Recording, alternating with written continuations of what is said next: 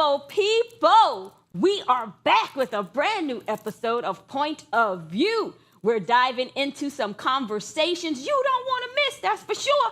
First things first, let's give a warm welcome to Willie Montague, back at the table and ready to get into it with us for today's topics, of course. Welcome back, Willie. Yeah. Coming up on today's show, we're breaking down how DEI backlash and tariffs might be hitting where it hurts. Even your Target runs aren't safe. Plus, a wild story out of Ohio. How did a grown Venezuelan man manage to pass as a teenager and enroll in high school? And later in Girlfriend's Guide, we're asking the real questions. Is having a type blocking you from finding love? Pull up a seat and feel free to join the discussion in the chat if you're watching live, because this is POV, darling.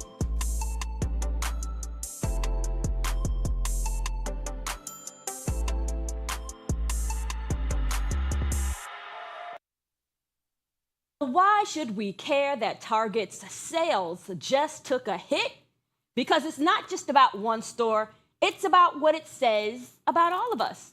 Target's sales dropped more than expected this past quarter, and it looks like shoppers are cutting back thanks to rising prices, tariffs, boycotts, and just trying to stay with keeping their money in their pocket and just trying to make it stretch, right? The fact that people are spending less on everyday things tells us a lot about where we are financially.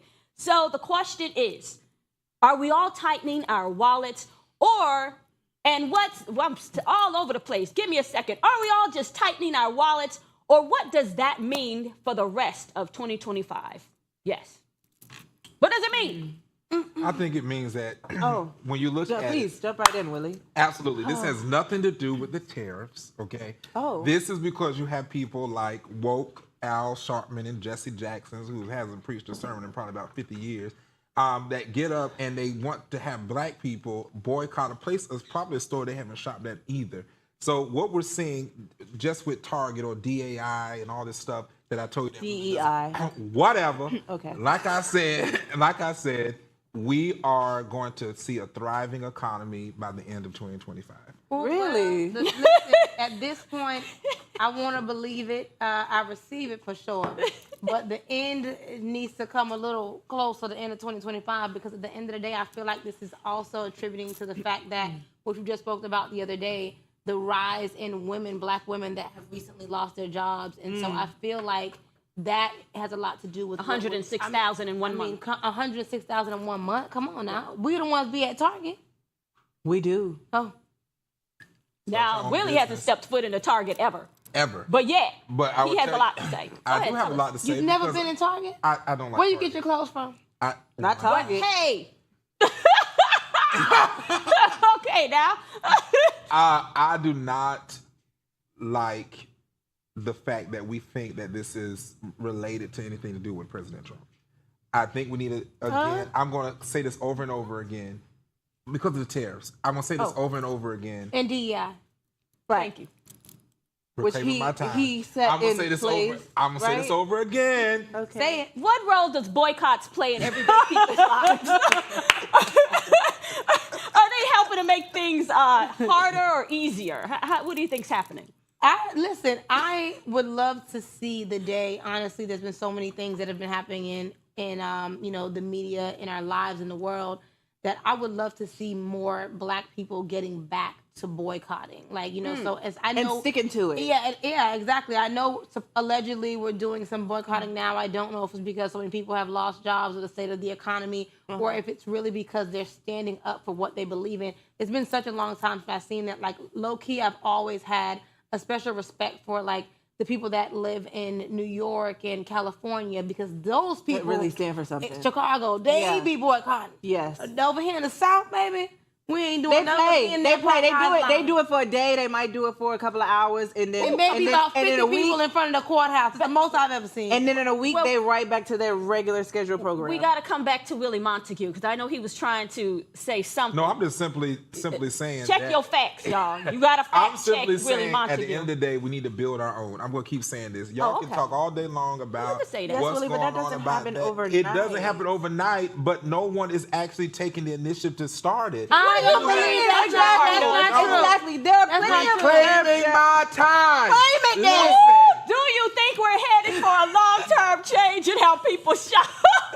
Or is this just a temporary phase? Go ahead. It's a temporary phase. I don't care what Willie's talking about. It's a temporary phase. I hate when people try to act like they're boycotting something or that they stand for something and it only lasts but for so long. If you're really going to stand for something, then stand for it and don't fall or fold as soon as something else arises. That's what I'm just saying, Junie. If they can't even stand the boycott, that's why we don't see the stores, because they're not doing it and they're not staying. I don't think that that's the same thing. I think that when you were trying to say that build our own, I do feel like there are thriving small black businesses, but that's the thing, they're small. They're not as big as Target or Walmart or like those. We don't support our own to that magnitude. If we want to talk about who's at the bottom dollar of Target, it's a white man.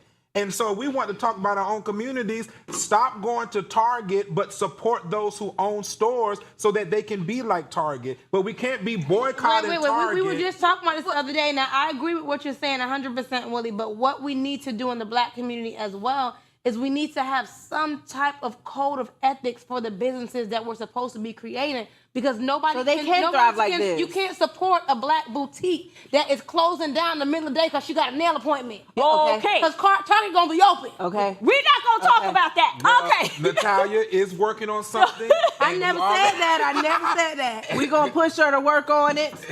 And people coming up, they doing their work and they opening their business and they staying open and they're gonna be better than Target. Okay. Amen. So listen to what's next. The next story. A grown man, 24 years old, just got busted for pretending to be a 16-year-old high school student in Ohio. No joke. He actually pulled it off for a while, attending classes, joining the swim and soccer teams, and even getting a local family to take guardianship of him through court. Turns out he used fake documents and claimed he was a trafficked minor from Venezuela. The whole thing unraveled when a woman showed up saying he was the father of her child. No! What? Okay. Now he's facing forgery charges and possible deportation with a $50,000 bond. Man, this is why we say everybody cannot cross over. And I'm going to say this with bold stride. This is why we need to secure our borders and make sure that these people are not coming over to the United States. If that man who can say he was 16 years old would have gotten to that school and brutally raped or did something to one of those students, nobody will be talking about that. And this is what we need to do, because this is what President Trump is talking about. If you can have a person fake documents from another country, come over to the United States, be able to even get an American family to even take them through the court system, and then have him sitting in a school with other kids that is minors, that's a problem. Our borders need to be secure, and those asses need to be back over where they came from. Now, my question is, hold on, Michael, just 2 seconds. Because my question is, I want next. When you look at this picture and you see this childlike, person like crossing the border, like how do you just automatically assume that they are going to do something so horrific? You don't assume it. You lock down the border until you're able to take them through the due process. This obviously was not the due process. He obviously had to be over here and he waited for his moment. So it wasn't a process. But what I do want to say is, all this time that he was at this high school, and all these things, I'm sure, well, I'm not sure, I can't be sure. He was being productive. And I'm sure no one in the school popped up raping. If it was, it probably was by another 16 or 17-year-old. Now, I feel like the baby mama should get in trouble because she should have let the man be great. I grew up my whole life going to school, and I'm not going to say what island these people were from, but my whole life through middle school, high school, because I just got out of high school, y'all. But anyway, the whole time that I was in high school, I remember people coming over from other islands, and we knew they was 36 and 37 years old, these old Haitian men. Okay, somebody that was 16. Girl, Come on now. I'm not doing this. I'm not doing this today. All right. Do you think politicians, because you have the senator in Ohio who's drumming up a whole lot of controversy over it? Yeah. Senator Bernie Moreno called for a federal investigation citing immigration failures. So you think politicians are using this story to push agendas, or is it truly highlighting something that needs to be cracked down on? It does need to be cracked down on, both. but I really believe that they are trying to push it. Yeah. The same way Trump was on there just saying the other day that he's going to enact martial law because the black neighborhoods are so unsafe that the black people are begging to have the military come in. They're pushing on our agenda because Black people, say that, Natalia. black people, are y'all begging? Are y'all begging for the martial law? Are in you your neighborhood? begging for the popo? Are to you come begging? to Let us your know. doorstep? Let me know. Let's Please let us first go know. back to what you said about whether or not the politicians are using this as their agenda. It's the same politicians that use the agenda, which you just spoke about the whole thing with Target. So it's still an agenda ideology on both sides. And so again, we need to crack down, secure our borders, and send these people back to their countries until there's a due process that protects the citizens of the United States of America. America's new, very young at the end of the Is day. it? Yes, stealing all these people and all these things, and now they're going to say, who goes there, you can't come in. They should have came in the How old first do you place. have to be till you learn, though? I mean, how old does a country need to be to learn? It depends And on to the do leadership. better by its citizens. How old do you have to be? Well, ask the former presidents. We've had Democrats and Republicans both who have not done right by the citizens. It's not just who's in office right now. This Right. country is almost 250 years old. This is what I'm saying. So how old does a country have to be Well, before remember, it can do United right by It States- truly citizens? needs to be a nation under God. That's what we lacking at. That's the problem. All right. Well, my I mic just is feel like off. they pick and choose when they want to be helpful and productive in Okay, areas. y'all, we're gonna have to take a quick commercial break, but when we come back, is having a type actually limiting your chances to find real love? That's today's topic in Girlfriend's Guide. So, yes, and we're with Willie. So don't go anywhere. You're watching POV. Stay tuned.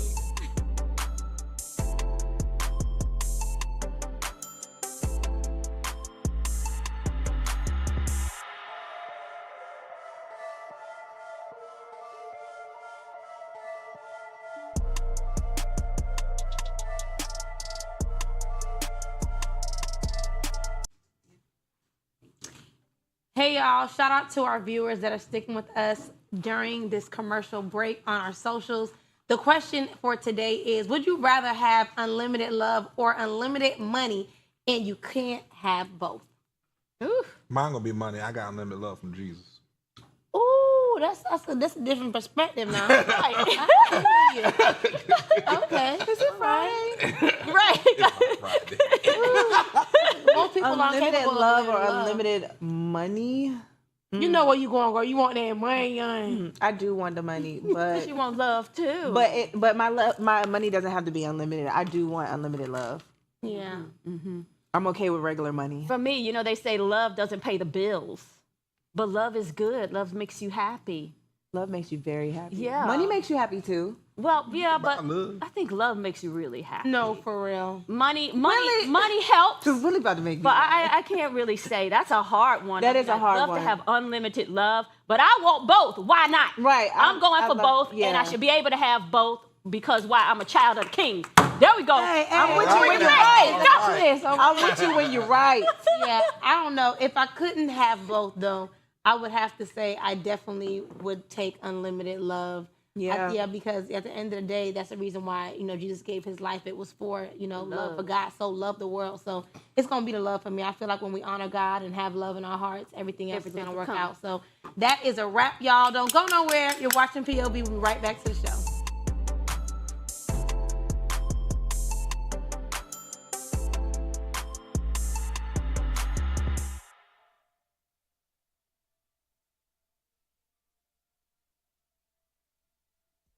Welcome back, ladies. It's time to get into all things love, life, relationship, and everything in between, and Willie. So let's get into Girlfriend's Guide.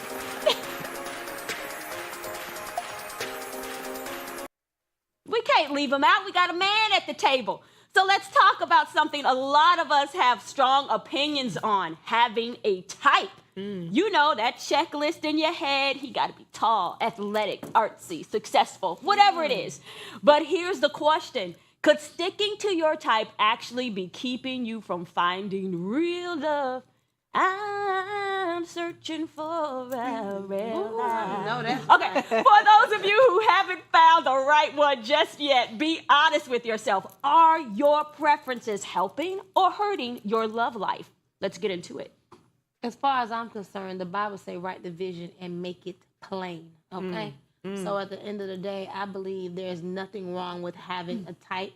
I just think that, you know, our heart needs to be in the right posture when we're creating what that is, and it just doesn't need to be a bunch of superficial, unattainable things that really you're not even ready to put the work in to get.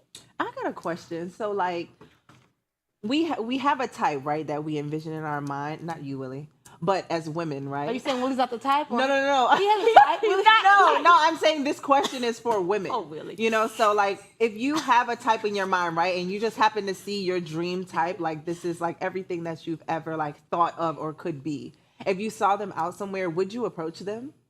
Hell to the no. I would be too scared to approach. I'd be too shy, like I can't. Right. So is it really your type then, or is type like some sort of fantasy? So listen, I saw this thing. I don't know if I'm answering your question, but I saw this thing that someone posted on social media the other day, and I absolutely loved it.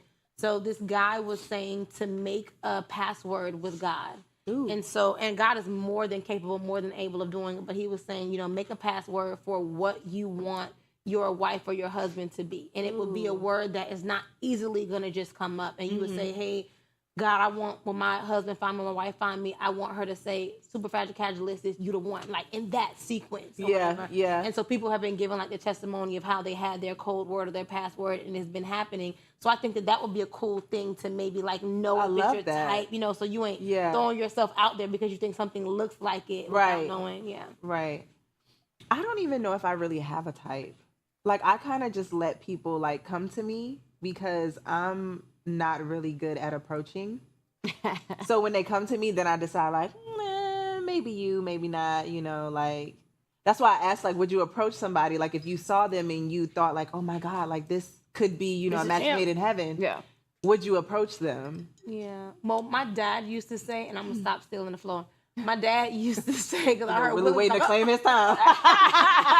My dad used to say to not let your friends pick you, but pick your friends. Because you never know what somebody's agenda is. And so that is, you know, I would think that is the same in relationships. Like, you know, maybe we can mutually find each other, mutually pick each other genuinely, but at the same time, like a lot of times when people are coming or they have the gusto to come and approach you, they be having ulterior motives and they're going right after what they want. I mean, the Bible does says a man that finds a wife. That's right. So let him find you. Okay. So exactly. But so be somewhere where he can find you though. Exactly.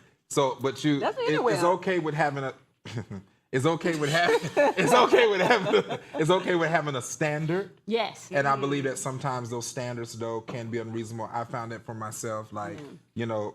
You have a standard, then you meet women who have these standards, and then they have these things, and it's like little quirks that's a problem with them. But then the question is it really, like, are you really seeking or in God? Like, are you really seeking? Give us some examples of, like, standards that you feel like were, like, too high or just, like, out of the ordinary for women who have been in situations. Communication, like having to talk every 5 seconds. So for me, it's, you know, there's time, and you have the conversation. Don't scratch your head. You have a conversation in the beginning about time and communication. And that's like, hey, this is what I have to do to schedule. So not getting offended if it happens to be that you cannot be that person to answer just that quick. Because then there's like, hey, I've already let you know that on this time frame, I'm probably going to be a little busier than normal. And then there's this weird expectation that if I'm in your circle, I'm part of you. Like if I message you, you need to respond right away because, you know, I may think you're doing something. I think that's too much of a standard. That sounds like trust issues. Yeah. Willie, would you be honest or transparent enough to tell us, like, what's your type? My type? Do you have a type? Let's start there. She has to have a type. The biggest thing is she needs to love God. She needs to learn how to be able to pray. She needs to be able to move prophetically. And that just comes through the spirit. But for me, it's someone that has to know the vision and have care of the vision. For me, I got this. Do you have a physical? Well, let me ask you have a physical type. Let me ask you this: is being too rigid about a type, being too rigid? You set the stage, just being too rigid. Could that cause you to miss out on something meaningful, a meaningful connection? No, not for me. Now, go back to my question. Do you have a physical type? It's not a physical type, but if she cannot approach the vision, for me, it's instantly a turn off. So even if you have the physical, is the vision just your vision, or is it your the visions collectively? It's collectively, but it's being able, because remember, but it's supposed to be one vision, the vision that God gave. I'm the man. I'm coming. I'm approaching. But if I'm coming and saying, "Hey, this is what God has given me," some women would like. I'm trying. She should have confirmation, though. I'm trying to do this without me getting a text message after I get off here. But so don't text him after he get off. So that's why he wouldn't tell it the type, because she might not be the type. What I'm trying. I had a situation where I was actually engaged. I had flown to India. God had called me to go mission work, do things that way. So when at time we was having this prayer meeting, and it was these group of ladies that was over praying, right? And then when they were praying, they were like, "Hey," and we're like, "Okay," and I'm like, "Yeah, this, we're gonna get married, blah blah blah." And so they asked her the question, and it said, "Oh, are you gonna go with Pastor Willie?" And it's like, "No, I'll be here waiting for him. I ain't going to. That ain't my thing." And I didn't pay no mind, because okay, fine, she can stay here. But that triggered them to realize that she did not carry the vision, and later on it didn't work because she really did not carry the vision. Wow. Wow. That's something, y'all. Well, we're about to switch things up and get into a final segment of the day. Our final segment of the day. Let's get into unpopular opinion.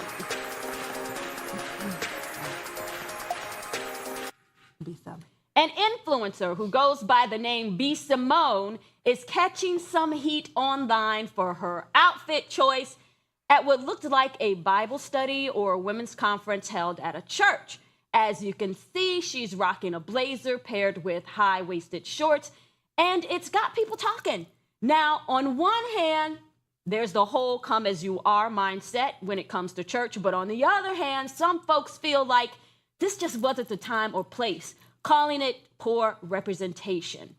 Let me clarify this for those that are in the church. There has never been a such thing as come as you are. That is not biblical at all. That's what I heard. So I think that we have made that because we want to make people feel comfortable. Yeah. There is a standard. I can prove it to you. When you read, when they had to come into the tabernacle and they had to go before the outer court, the inner court, and the holiest of holies, if you were not in a particular posture, or even if you didn't bathe a certain way, you would fall dead and had to be drug out until they were able to replace that priest, because your form of worship and how you showed up was important. Now, when I tell people you come as you are, I don't reference it to biblical. I reference it to some people may not have the proper clothes. They may not. So we as the church should help them to get to that place. That don't mean we put them in a long dress with thick stockings, but we go and say, "Hey, you don't have, is there something we can help you with?" But we should not just say it's okay just to come as you are, especially from someone who is a daughter of a pastor, who is standing up before people, who should understand that everybody is not coming with pure intentions, whether it's other women or not. So you found the outfit inappropriate? Yes. Okay. So tech me in, Coach. What I do want to say is I do also feel like the outfit choice wasn't appropriate. I get it. It was a woman's event. She's not portraying herself to be a minister or whatever, but I just feel like it should have been more modest, a little bit more decent and in order. But at the same time, I guess I'm just thinking about, what you said as far as, the Bible doesn't say anything about come as you are.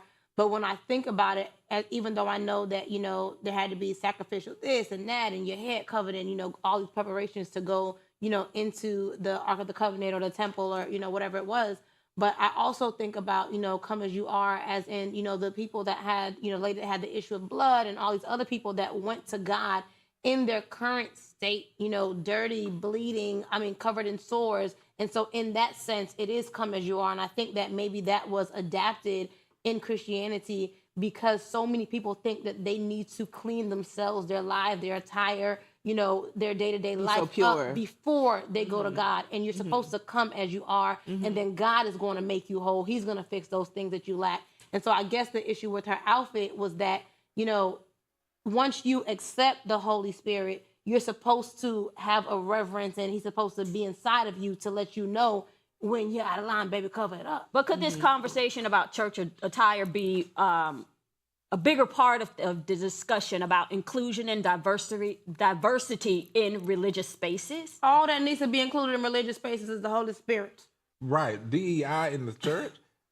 But let me say this to y'all rushing today. Oh, wait, is that I think maybe I said it wrong. Have you ever felt judged? Okay, here's the other question. Have you ever felt judged for what you wore to church or religious event?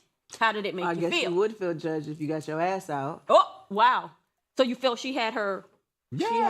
She had on very short jean denim shorts. Yeah. So yeah, I do feel like she was a little bit out of line. I would have loved for her to put like some stockings on with it or something on with it. Or a high boot. Because the guy in the video, he did say that, you know, God, when you're in that closet, he'll tell you, don't wear this, don't wear that. And I'm just She wondering... might not have made it to the closet that day. Yeah, what happened there?